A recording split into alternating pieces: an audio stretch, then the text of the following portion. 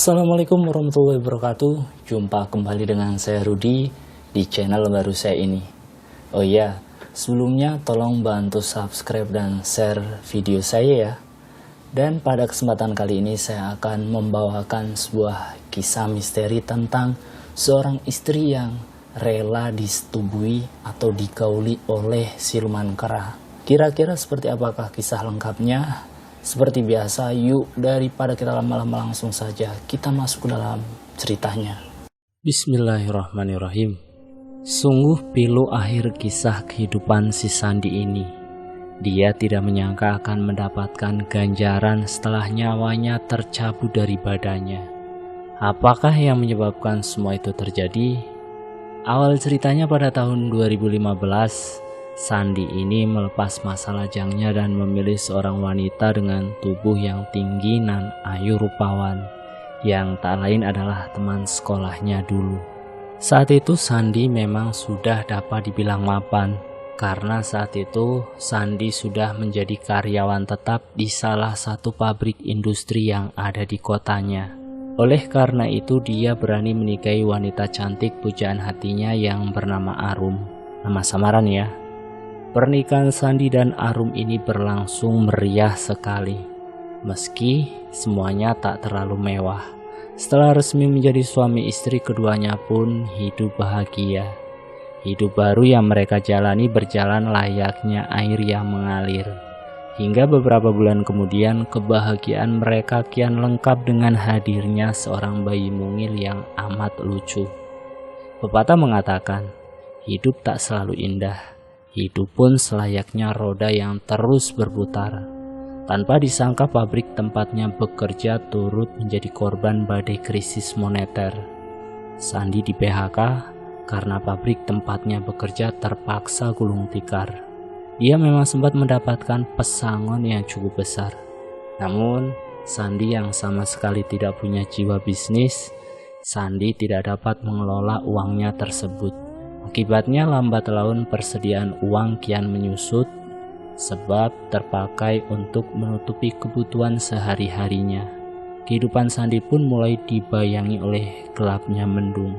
Kita harus membuka usaha kecil-kecilan mas, kata Arum ketika menyadari bahwa jumlah uang pesangon suaminya kian terkikis habis. Usaha apa? Aku sama sekali tidak punya keterampilan yang bisa dimanfaatkan untuk menghasilkan uang, Dek. Jawab Sandi dengan pasrah. Usaha apa saja mas? Jawab Arum dengan tegas. Lalu sambil memandang suaminya yang ragu, dia melanjutkan perkataannya. Sebenarnya aku punya rencana usaha mas, tapi aku takut mengatakannya. Usaha apa? Jawab Sandi dengan spontan.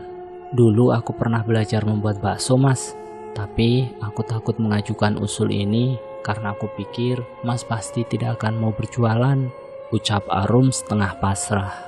Semula Sandi memang enggan jika harus berjualan apalagi jualan bakso.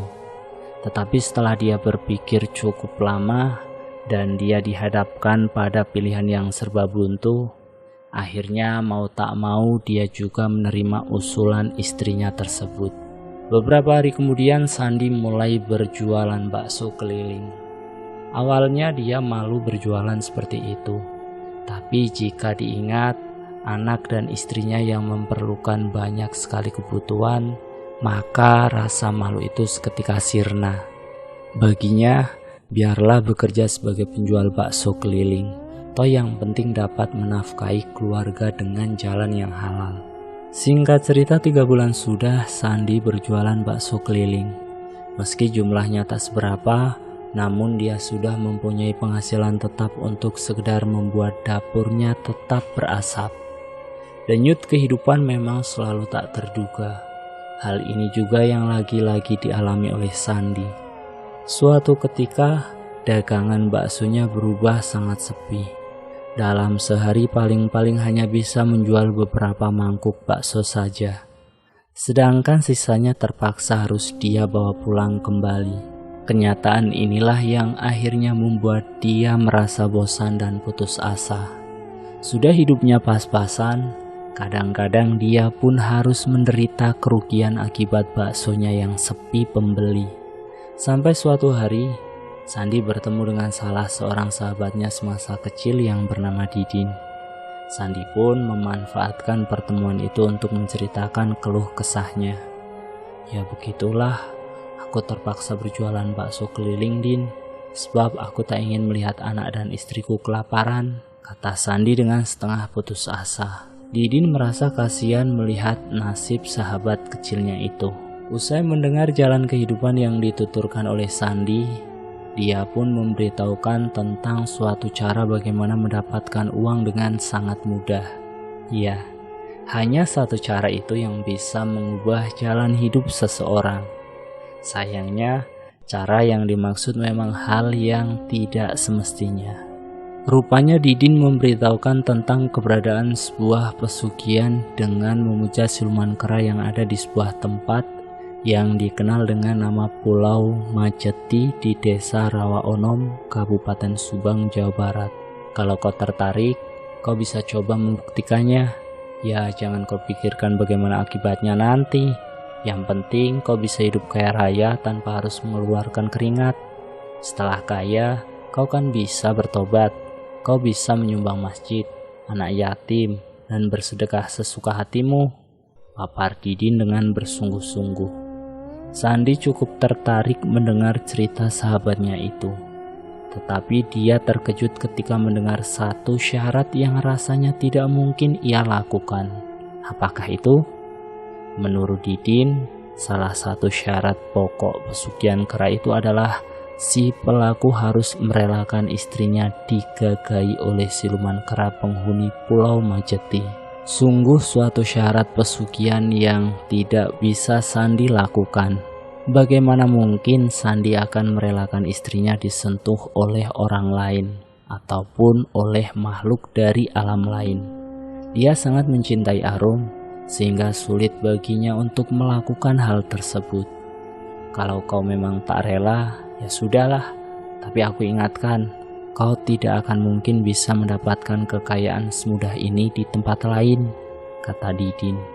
Singkat cerita, seminggu setelah pertemuannya dengan Didin, Sandi baru menceritakan tentang pertemuannya dengan Didin kepada istrinya. Arum tentu saja terkejut mendengar cerita itu. Biarlah kita hidup susah seperti ini, daripada tubuhku harus dijamah oleh makhluk siluman, kata Arum waktu itu. Kemiskinan selalu mendekatkan orang pada kekufuran. Begitulah yang pada akhirnya terjadi. Setelah persediaan uang belanja hampir habis dan hutang di warung juga sulit, Arum mengingat keadaan ekonomi keluarganya. Akhirnya Arum pun berubah pikiran. Selama ini, setan diam-diam telah membujuknya untuk berbuat dosa. Setan membisikkan dan memberi gambaran menakutkan bahwa penderitaan dan kemiskinan itu teramat mengerikan. Kenapa kau harus takut mengorbankan tubuhmu?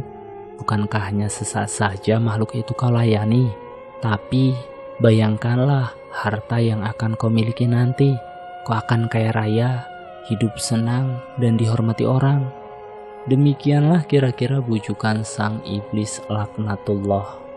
Singkat cerita, setelah bersepakat, Sandi dan istrinya pun berangkat ke Pulau Majeti. Mereka datang pada hari Selasa Kliwon. Di Pulau Majeti itu mereka menemui seorang kakek yang tak lain adalah juru kunci pulau tersebut. Apa kamu dan istrimu sudah benar-benar merasa mantap dengan niatan ini? Tanya sang juru kunci. Sandi dan istrinya tidak menunggu waktu lama untuk mengangguk, karena sebelumnya mereka telah membulatkan tekad untuk melakukan ritual agar kehidupan mereka bisa berubah. Tapi kalian sudah tahu kan syarat utamanya? Tanya sang juru kunci lagi. Iya, kami sudah tahu dan kami sudah siap, kek. Kali ini yang menjawab pertanyaan juru kunci itu adalah Arum sendiri. Akhirnya ritual pun dilaksanakan. Pukul 12 malam juru kunci menyuruh Arum untuk masuk ke suatu bilik yang gelap dan penuh dengan aura mistis. Sementara itu Sandi dibiarkan menunggu di ruang lain. Apa yang terjadi terhadap diri Arum kemudian? Jangan skip ceritanya. Sekitar pukul 2 dini hari, tibalah seorang lelaki tinggi besar dengan wajah seperti kera, dan sekujur tubuhnya dipenuhi bulu hitam yang sangat lebat. Rupanya makhluk inilah yang disebut sebagai Raja Siluman Kera. Siluman kera itu menggagai Arum dalam waktu yang cukup lama. Arum cukup kepayahan juga melayaninya. Namun anehnya bukan takut, dia justru merasa puas dengan sensasi seks gaib itu. Rasanya dia tak pernah mendapatkan sentuhan sedahsyat itu dari suaminya. Setelah Arum keluar dari bilik itu, apalagi dengan wajah yang amat cerah, Sandi merasa lega sekali. Karena sebelumnya Sandi sungguh tak tega membayangkan istrinya diperlakukan tak senonoh oleh makhluk gaib tersebut. Namun apa daya, harta dan kekayaan berlimpah telah menutup mata batinnya. Ada 3 pantangan yang harus kalian perhatikan, khususnya buat kamu Nak Sandi. Pertama, Nak Sandi tidak boleh berhubungan dengan istrimu pada saat malam Jumat Legi. Kedua, kamu juga tidak boleh berhubungan pada bulan puasa dan pada hari Lebaran. Jelas sang juru kunci setelah pasangan suami istri itu dianggap sukses memenuhi persyaratan yang utama. Lantas apalagi yang harus saya lakukan agar cepat kaya, Mbah? Tanya Sandi seolah tak sabar. Jalankan saja usaha dagang baksomu itu. Hari pertama kamu berjualan, permintaanmu untuk mengubah uang yang kamu terima menjadi berapa saja akan terkabul dengan sendirinya, kata sang juru kunci dengan tegas. Kata sang juru kunci meyakinkan Sandi. Begitulah akhirnya yang terjadi. Serba aneh namun nyata. Beberapa hari kemudian Sandi mulai berjualan bakso lagi. Dia tidak sabar sekali menunggu pembeli pertama. Saat ada pembeli pertama, dia menerima uang Rp2.000. Dia lalu membatin dan ingin uang itu berubah menjadi Rp100.000. Ketika dia menutup uang itu dan membukanya lagi, aneh bin ajaib. Uang itu sudah berubah menjadi uang Rp100.000. Sandi senang sekali melihat keajaiban itu. Demikian pula dengan istrinya. Hal ini berarti pengorbanan yang mereka lakukan tidak sia-sia. Karena keajaiban yang sedemikian, maka tentu saja dalam waktu singkat kehidupan Sandi dan istrinya berubah. Dia menjadi amat mudah mengumpulkan uang, sehingga lambat laun kehidupannya semakin kaya. Dan dia tidak lagi menjalankan profesi sebagai penjual bakso keliling. Untuk menutupi kecurigaan pada tetangga atas perubahan hidupnya yang begitu cepat, ia pun berpindah profesi menjadi penjual pakaian di pasar. Kekayaan Sandi pun kian bertambah dan bertambah. Bahkan dalam waktu kurang dari 2 tahun, dia telah berubah menjadi orang terkaya di desanya. Toko pakaiannya di pasar sempat sudah ada beberapa cabang. Demikian pula dengan barang properti yang lainnya. Sampai suatu ketika Sandi bertemu dengan seorang pria bersorban putih. Dilihat dari pakaiannya, lelaki parubaya ini seperti orang yang ahli ibadah. Saat bertemu dengan Sandi, dia memandangi Sandi dengan tatapan yang sangat tajam. Sandi tentu saja merasa risih ditatap sedemikian rupa. "Kenapa Bapak menatapku seperti itu, Pak? Apa ada yang aneh dengan diriku?" tanya Sandi. "Anak muda, usia manusia tidaklah panjang. Alangkah baiknya kamu berhenti dan hidup secara normal," jawab si pria bersorban sambil terus menatap Sandi. "Apa maksudmu?" ucap Sandi mulai tersinggung. Si pria bersorban malah menjawab dengan dingin. "Wajah dan tubuhmu seperti kera, Nak. Tidakkah kau pernah berusaha melihat bayangan dirimu yang sesungguhnya, anak muda?" Pria bersorban itu segera pergi meninggalkan Sandi. Sementara Sandi terkejut mendengar perkataan orang itu. Dia tidak percaya dengan isi perkataan pria tua itu. Dia kemudian mengambil cermin dan melihat bayangan wajahnya sendiri. Ternyata wajahnya tetap normal dan tidak seperti kera seperti apa yang dikatakan oleh orang bersorban itu. Tetapi bagaimana mungkin orang itu berbohong padaku? Bukankah dia tadi menyinggung-nyinggung soal kera? pikir Sandi. Namun nasihat orang bersorban itu tidak membuat Sandi bertobat.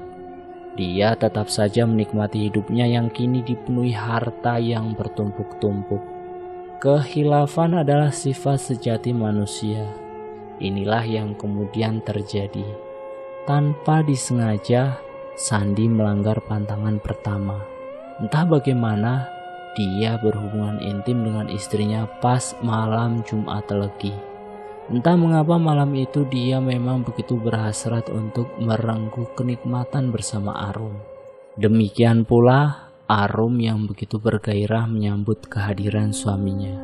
Sehingga mereka sama-sama lupa bahwa malam itu berada dalam pasaran Legi. Lantas apa yang terjadi kemudian? Sandi terkejut saat keesokan paginya tubuhnya mendadak gatal-gatal. Semakin digaruk rasa gatal itu malah terus menjalar ke tempat lain. Tak ayal selama seminggu Sandi menderita gatal-gatal yang sangat menyiksanya. Anehnya, penyakit ini kemudian hilang dengan sendirinya. Sandi tetap tak sadar bahwa dia telah melanggar pantangannya. Sampai tiba saat bulan Ramadan, Sandi kembali melanggar pantangan yang kedua. Ya, kali ini dia mencoba tidak menggubris pantangan yang telah digariskan. Sebab rasanya sulit untuk tidak berhubungan badan selama sebulan penuh.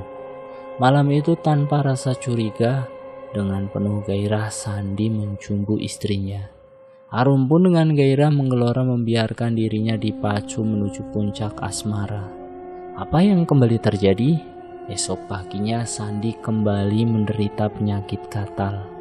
Kali ini lebih lama dari sebelumnya. Meski sudah berobat ke dokter kulit, namun penyakit gatal itu terus saja menjalar. Anehnya, kira-kira 2 bulan kemudian penyakit itu sembuh dengan sendirinya. Kendati demikian, Sandi tetap tak sadar bahwa dirinya telah melanggar pantangan yang telah ditentukan oleh makhluk siluman yang dipujanya. Tahun berikutnya dia malah kembali melanggar pantangan itu. Kali ini adalah pantangan terakhir yang dilanggarnya. Iya, Sandi melakukan hubungan intim dengan istrinya pas di siang hari saat Idul Fitri. Apa yang terjadi kali ini? Setelah berhubungan intim dengan Arum di siang pas hari Lebaran itu, Sandi menderita penyakit gatal yang luar biasa hebatnya. Bahkan penyakit itu tak kunjung sembuh meski dia telah dibawa ke rumah sakit atau dokter spesialis sekalipun. Puluhan orang pintar juga telah didatangi, tetapi penyakitnya kian hari kian parah. Bahkan tubuhnya mengelupas seperti sisik ular. Penyakit yang di luar batas kewajaran itu melahirkan penderitaan yang amat hebat bagi Sandi.